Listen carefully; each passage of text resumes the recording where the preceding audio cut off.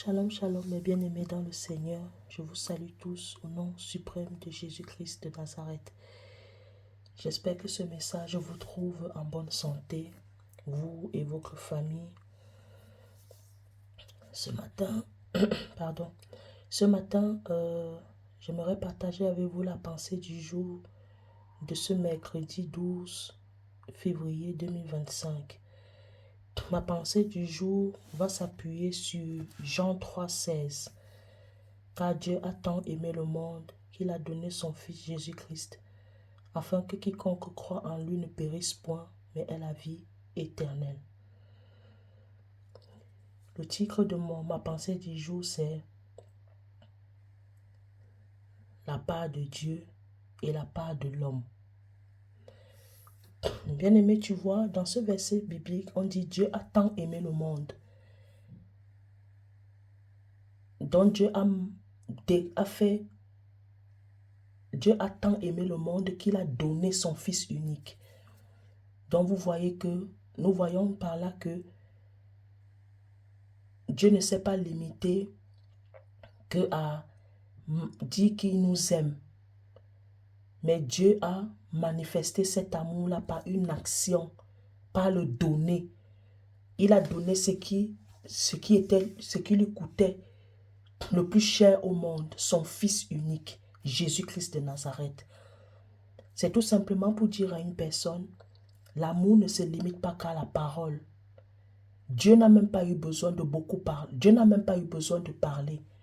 L'acte que Dieu a posé a parlé en la faveur de Dieu. L'acte que Dieu a posé a démontré les sentiments, a démontré ce que Dieu avait dans son cœur pour l'homme et pour l'humanité. L'amour ne se limite pas seulement en parole, mais en action. L'amour ne se limite pas seulement en parole, mais il faut aussi poser des actes concrets. Les actes concrets, pardon. Il faut poser les actes concrets qui vont démontrer à l'être aimé que réellement nous l'aimons. Et ici, je vais encore en profondeur. Parce que quand on lit, on dit Dieu a tant aimé le monde. Donc l'amour de Dieu a été tellement fort pour l'humanité, pour l'homme, que Dieu a donné son Fils. Donc Dieu nous a tellement aimés au point où lui-même, il a donné son Fils. Donc Dieu n'a pas regardé à l'amour qu'il avait pour son Fils, mais il a regardé à l'amour qu'il avait pour nous, les hommes, pour l'humanité. Dieu a regardé à l'amour, il n'a pas regardé à l'amour qu'il a pour son Fils, mais il a regardé à l'amour qu'il avait pour nous. Donc ça veut dire que on avait plus de valeur aux yeux de Dieu que le Fils de Dieu, Jésus-Christ de Nazareth.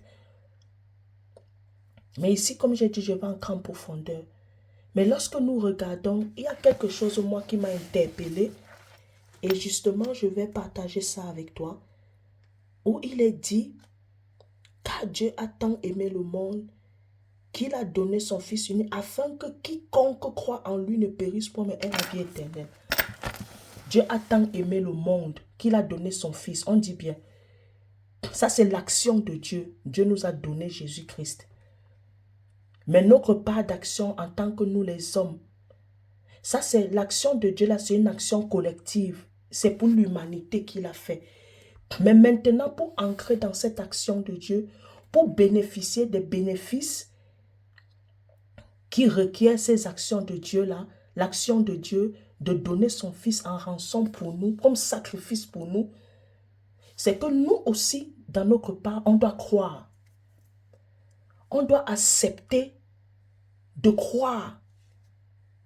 On a dit que quiconque croit, et là ce n'est pas une question de collectivité, c'est individuel parce qu'il est écrit quiconque croit.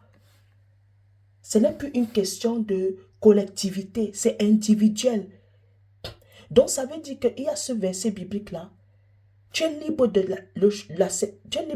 croire, de l'accepter et d'ancrer dans ce verset biblique là, de vivre ce verset biblique. Ce n'est pas que, je prends l'exemple pour moi, par exemple ma soeur, si elle moi je crois en Dieu, ma soeur ne croit pas en Dieu, cela veut dire que si moi j'ai cru, ça veut dire que ma soeur aussi elle a cru. Non, c'est une décision. C'est un choix de vie individuel. Ça veut dire que si peut-être tu es marié, toi tu crois en Dieu, mais ton mari ne croit pas en Dieu.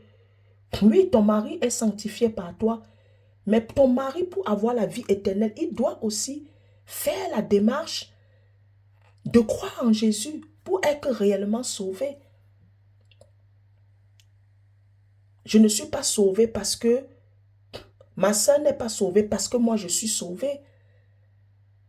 Ma soeur, elle est sauvée parce qu'elle a fait le choix de croire en Jésus, de recevoir Jésus dans sa vie. C'est ça souvent que beaucoup dans les familles, on croit que parce qu'une personne a cru en Jésus-Christ dans la famille, cela veut dire que c'est une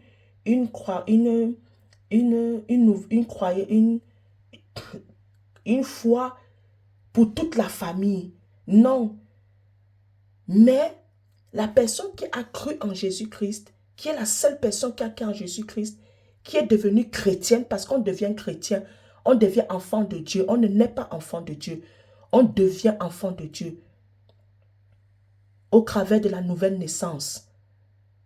Et la nouvelle naissance se qualifie par ce passage verset biblique, Jean 3,16. Mais toi qui es né de nouveau, toi qui as cru en Jésus-Christ, qui as accepté de donner ton cœur à Jésus, tu es une porte, tu es un instrument, un canal maintenant par lequel Dieu peut passer pour amener le salut dans ta famille. Mais ce n'est pas toi qui donne le salut à ta famille, mais tu es un instrument de Dieu. Parce qu'il faut que ta famille ait le cœur ouvert. Il faut que ta famille veuille recevoir Jésus dans leur cœur pour que Jésus vienne habiter dans leur cœur et devienne leur Seigneur et Sauveur. La parole de Dieu nous dit, c'est le Saint-Esprit qui nous convainc de péché, de justice et de jugement. Ce n'est pas parce que moi je suis chrétienne que ma sœur est forcément chrétienne, non. Dieu a tant aimé le monde qu'il a donné son Fils unique afin que quiconque croit en lui, on n'a pas dit afin que l'humanité ou afin que je ne sais pas, et on a bien dit le quiconque. Donc quiconque là veut dire n'importe qui. Il n'y a pas de race, il n'y a pas d'âge, il n'y a pas de rang social. N'importe qui peut bénéficier de cette grâce-là, de la nouvelle naissance. Que tu sois riche ou pauvre, que tu sois noir, blanc, jaune, que tu sois je ne sais pas quoi, peu importe ton rang social, peu importe qui tu es, ceci t'appartient si tu le désires. Parce que n'oubliez pas, avec Dieu, on a le libre arbitre. Dieu ne force personne. Dieu ne s'impose à personne. Dieu veut qu'on vienne vers lui de nos plein gré. Dieu veut qu'on vienne à lui avec un cœur sincère. Parce que nous-mêmes, nous avons fait le choix. Parce que nous-mêmes, on a pris conscience de qui il est. Et on accepte d'aller vers lui. On ne vient pas vers Dieu parce qu'on a peur de la mort, parce qu'on a peur de mourir, parce qu'on a peur d'aller en enfer. On ne vient pas vers Dieu parce qu'on veut plaire aux autres. On vient vers Jésus parce que pour lui, au fait, on vient vers Jésus pour lui. On ne vient pas vers Jésus pour plaire à quelqu'un. On ne vient pas vers Jésus avec une pensée qu'on nous a manipulés, avec une pensée qu'on nous a corrompus. Non. Tu viens vers Jésus parce que tu es conscient. Parce que c'est ce que tu veux. Parce que tu as réfléchi, tu as trouvé que c'est la meilleure vie pour toi. C'est le meilleur choix que tu peux faire dans ta vie, de suivre Jésus-Christ. Donc, bien-aimé, voilà ma pensée du jour de ce mercredi 12. Et je prie au nom suprême de Jésus Que mon cher Saint-Esprit qui convainc de justice et de jugement, de péché, de justice et de jugement, puisse toucher vos cœurs. Toi qui ne le connais pas encore, toi qui as des appréhensions, toi qui as des doutes, toi qui juges facilement, ici je ne suis pas en train de chercher à te convaincre. Ici je suis en train de te dire, je suis en train de te témoigner de ce que je sais et de l'impact que ce verset biblique a eu dans ma vie lorsque j'ai ouvert mon cœur. Je ne viens pas ici pour parler parce que je veux te faire plaisir, non. Je viens parler parce que je sais que j'ai reçu la mission du ministère de la réconciliation. Le ministère de la réconciliation consiste à réconcilier l'homme avec Dieu. Parce que nous avons tous péché et nous avons été tous privés de la gloire de Dieu. Mais par le sacrifice de Jésus-Christ, Dieu a redonné la place que l'homme occupait auparavant. La place que Adam et Ève ont bafouée par la désobéissance à l'instruction de Dieu, à la recommandation de Dieu. Ici, je viens te parler de ce verset biblique parce que c'est ce verset biblique qui est le socle, le pilier du christianisme, de la vie chrétienne avec Jésus-Christ. Et je vais dire à une personne ce matin, Jésus n'est pas une religion, Jésus est une relation, Jésus est une personne.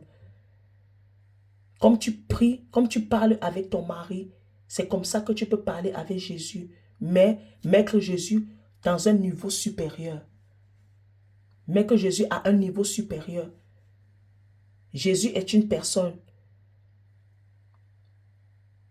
Dieu, lorsqu'il t'a créé, il t'a créé avec les yeux, avec les oreilles, la bouche. Parce que lui-même, il a les yeux, les oreilles et la bouche. Parce que Dieu parle. Si tu as des doutes de l'existence de Dieu, ce n'est pas moi qui va chercher à te convaincre. La seule chose que je peux te dire, nous tous, quand nous avons commencé à croire en Dieu, c'est parce que on a décidé, on a fait le choix, on l'a cherché. On avait plusieurs questions qu'on s'interrogeait. Il nous a convaincus. Et nous sommes là aujourd'hui, nous marchons dans ses traces. Nous portons nos croix et nous le suivons. Donc tu peux en faire de même. Tu peux en faire de même. Si tu doutes de son existence, vu qu'il parle, vu qu'il entend, vu qu'il a les oreilles, s'il t'a créé avec les oreilles, vu que tu as été créé à son image et à sa ressemblance. Un Dieu qui n'a pas les oreilles ne peut pas créer sa créature avec les oreilles. Il a pris ce modèle où il a pris ce modèle de création où c'est parce que lui-même il a les oreilles. C'est parce que lui-même il a les yeux, la bouche. Il a le nez, il a les mains, il a les pieds. C'est pour cela qu'il t'a créé comme ça, à son image et à sa ressemblance. Si tu doutes de lui, la meilleure façon que je peux te dire, c'est de l'appeler dans ta vie. Appelle-le dans ta vie. Pose-lui des questions. C'est qui est sur ce qui te répondra en son temps. Interroge-le. Parle-lui. Parce que peut-être moi, ce que je vais te dire, tu vas peut-être dire que non, celle-là, elle est illuminée. C'est qu'elle est en train de dire, c'est du n'importe quoi, elle est dans une secte. Jésus-Christ est une personne. Il parle, il écoute, il répond. Alors ma prière pour toi est qu'en cette année 2025, si tu n'as pas encore rencontré Jésus, que tu le rencontres cette année. Que tu fasses de lui ton Seigneur et Sauveur personnel. Je dis bien personnel. Sauveur parce qu'il t'a sauvé de la mort éternelle, de l'enfer, de la géhenne. Et Seigneur parce que maintenant c'est lui qui dirige ta vie. Ta vie lui appartient. Ce n'est plus toi qui vis, mais c'est lui qui vit en toi. Donc ce qui veut dire que tu deviens esclave volontaire de Jésus-Christ.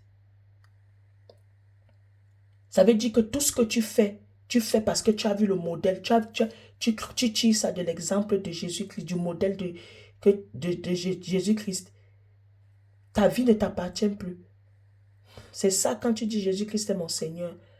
Ça veut dire que toutes tes décisions, tes choix, tu les fais en fonction de Jésus-Christ.